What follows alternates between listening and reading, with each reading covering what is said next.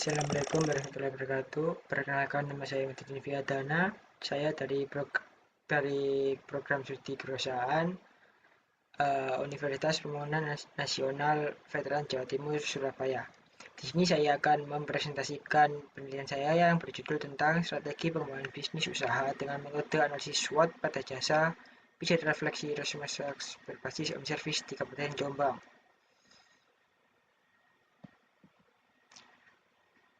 Untuk pembahasannya di sini yaitu pendahuluan dan tinjauan pustaka, metode penelitian, hasil pembahasan, serta kesimpulan dan saran.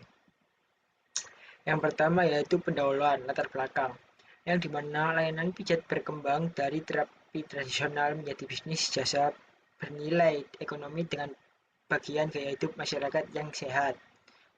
Resmasak adalah usaha jasa pijat refleksi berbasis home service yang beroperasi di Kabupaten Jombang, Mojokerto, dan Sidoarjo. Untuk persaingan yang datang dari usaha pijat tersendiri yaitu berasal dari berbasis outlet atau spa dan klinik kebugaran yang lebih dulu dikenal oleh masyarakat. Masalah utamanya yaitu penurunan keuntungan usaha Resmasak di Kabupaten Jombang secara bertahap dan konsisten sepanjang tahun 2025. Diperlukannya strategi pengembangan usaha berbasis analisis kondisi internal dan eksternal agar Resmasak mampu bersaing dan bertahan. Untuk rumusan masalah dan tujuan penelitian, yang pertama yaitu bagaimana faktor internal Resmasak dalam menghadapi pengembangan bisnisnya.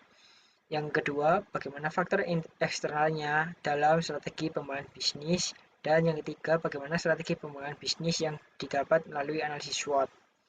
Tujuan penelitian yaitu menganalisis faktor yang menjadi kekuatan dan kelemahan dari Resmasak. Yang kedua, menganalisis faktor eksternalnya dari perusahaan tersebut. Dan yang ketiga, merumuskan strategi pengembangan bisnis yang tepat melalui analisis SWOT. Untuk landasan teori yaitu ada 3, evaluasi bisnis, pijat refleksi, dan analisis SWOT. Evaluasi bisnis yaitu proses sistematik menggambarkan, mengumpulkan, dan menyajikan informasi kondisi dan kinerja usaha sebagai dasar perbaikan strategi. Pijat refleksi merupakan terapi yang memberikan efek relaksasi, mengurangi keluhan kesehatan, dan mendukung perawatan kesehatan secara alami. Dan yang terakhir adalah analisis SWOT, di mana metode ini mengidentifikasi faktor-faktor internal dan eksternal untuk merumuskan strategi perusahaan. Untuk 4 komponen analisis SWOT yaitu ada strength, weakness, opportunity, dan threats.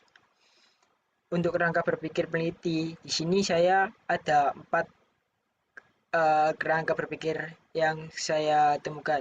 Yang pertama itu penurunan keuntungan Resmasak, lalu mengidentifikasi faktor internal dan eksternal. Setelah mengidentifikasi, masuklah ke analisis SWOT, yang dimana menghitung metrik EVAS dan IVAS-nya. Setelah mengetahui penghitungan tersebut, maka masuk dalam perumusan strategi pengembangan usaha. Untuk metode penelitian yang peneliti jalani yaitu ada peneliti merumuskan jenis penelitian yaitu deskriptif kualitatif, yang dimana menggambarkan kondisi internal dan eksternal usaha secara mendalam melalui wawancara, observasi, dan dokumentasi. Untuk subjek dan objeknya, yaitu subjeknya tersendiri adalah pihak pemilik atau pihak operasional Resmasak. Untuk objeknya sendiri yaitu kondisi penurunan keuntungan yang dianalisis melalui analisis SWOT. Lokasi yang diteliti yaitu berada di Kabupaten Jombang, Jawa Timur. Untuk teknik informannya, di sini saya mengambil dengan teknik purposive sampling, yaitu memilih informan melalui pemilik, karyawan, pelanggan yang memahami kondisi perusahaan tersebut. Untuk teknik pengumpulan datanya, di sini ada 3 tahap, yaitu mengobservasi, wawancara, dan studi dokumentasi. Untuk tahap analisis SWOT-nya yaitu ada 2 tahap, yaitu tahap input dan tahap matching. Yang dimana tahap input yaitu menyusun metrik IVAS dan EVAS-nya berdasarkan bobot dan rating dari 7 narasumber. Untuk tahap selanjutnya yaitu matching, yang menselaraskan faktor SWOT menjadi strategi SO, WO, ST, dan WT melalui matriks Grand Strategi. Hasil dan pembahasannya yaitu untuk profil objek penelitian, perusahaan tersebut berdiri sejak tahun 2023 di Kabupaten Jombang, yang sebelumnya pemilik pernah bekerja selama 4 tahun sebagai karyawan di Pijat Refleksi Surabaya. Selama membuka pijat tersebut, memberanikan diri merekrut 2 karyawan pada awal berdiri dan terus berkembang dengan menjaga kualitas serta kepuasan pelanggan. Setelah 3 tahun berjalan, barulah membuka cabang di Kabupaten Mojokerto dan Sidoarjo. Untuk hasil pembahasannya tersendiri yaitu untuk pertama metrik IFAS, yang dimana kekuatan dan kelemahannya diketahui total jadi 3,9, yang dimana kekuatan lebih dominan dibandingkan kelemahan. Yang kedua, untuk mengetahui hasil metrik IFAS-nya, total yang lebih besar yaitu peluang dibandingkan ancaman. Metrik grand strateginya dan posisi perusahaan kami tentukan di sini dari penilaian yang lebih besar. Ada SO, WO, ST, dan WT. Untuk poin yang paling tinggi yaitu adalah SO, yang dimana memanfaatkan kekuatan untuk menangkap peluang. Dan ditemukannya titik koordinat yaitu X dan Y adalah 0,87 dan 0,41, yang dimana posisi tersebut mendapatkan pada kuadran 1. Resummasex berada pada posisi kompetitif yang kuat. Strategi yang sesuai adalah pengembangan pasar dan pengembangan pelayanan. Untuk pembahasan penelitian yaitu ada 3. Kekuatan sebagai modal utama, yang kedua kelemahan yang perlu diperbaiki, dan yang ketiga adalah arah strategi pengembangan, yang dimana kekuatan yang dimiliki oleh Resummasex ini ada beberapa, yaitu layanan home service, harga yang kualitas menjadi keunggulan kompetitif Resummasex dalam persaingan usaha jasa pijat refleksi.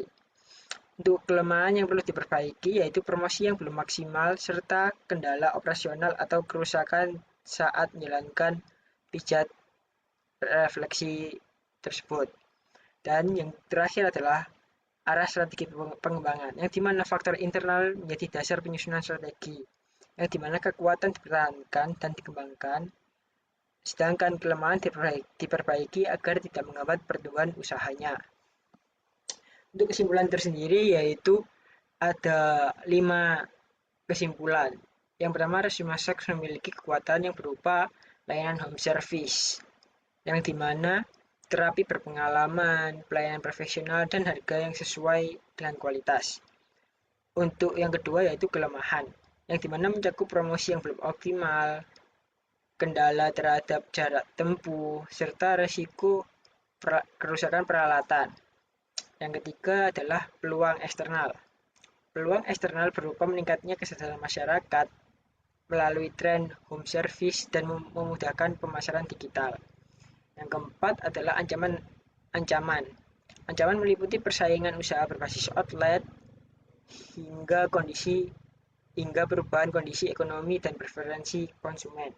Dan yang terakhir adalah strategi SO, yang dimana strength dan opportunity menjadi arah utama untuk memperkuat promosi digital, kualitas layanan, dan inovasi guna meningkatkan daya saing.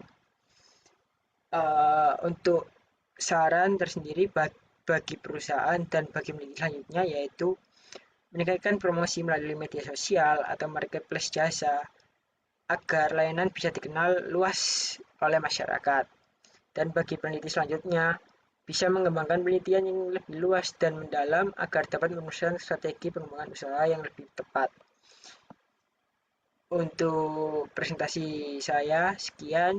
Terima kasih. Wassalamualaikum warahmatullahi wabarakatuh.